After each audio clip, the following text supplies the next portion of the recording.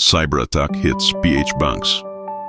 Tahimik ang gabi ng Martes nang biglang magkaaberya sa online banking ng dalawang kilalang bangko sa Pilipinas. Sa una, akala ng mga kliyente ay simpleng system maintenance lang. Pero makalipas ang ilang oras, napuno ang social media ng mga reklamo. Hindi ma-access ang mga account, hindi makapag-withdraw, at may ilan pang nagsabing naglaho ang kanilang balanse sa app. Kinabukasan, kinumpirma ng mga opisyal ng bangko na sila ay biktima ng isang ransomware attack, isang uri ng cyber attack kung saan kinukulong ng hacker ang system at humihingi ng ransom kapalit ng access. Ayon sa mga eksperto, mabilis ang pagkilos ng mga hacker at mukhang pinagplanuhan ito ng matagal dahil sabay na tinarget ang dalawang institusyon.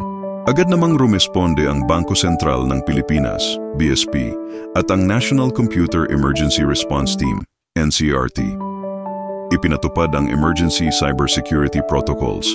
Sinara muna ang online access habang pinaghahandaan ang pag-recover ng mga naka-encrypt na file. Matapos ang mahigit 24 oras na ibalik ang operasyon, ipinahayag ng mga bangko na ligtas ang mga pondo ng kliyente at walang nakompromisong personal data. Gayunpaman, maraming Pilipino ang nabahala kung gaano nakadaling mapasok ang sistemang pinagkakatiwalaan nila araw-araw. Ayon sa mga eksperto, ito raw ay wake-up call para sa buong industriya ng pananalapi na hindi lang physical vault ang kailangang bantayan, kundi pati ang digital na pader ng bawat institusyon.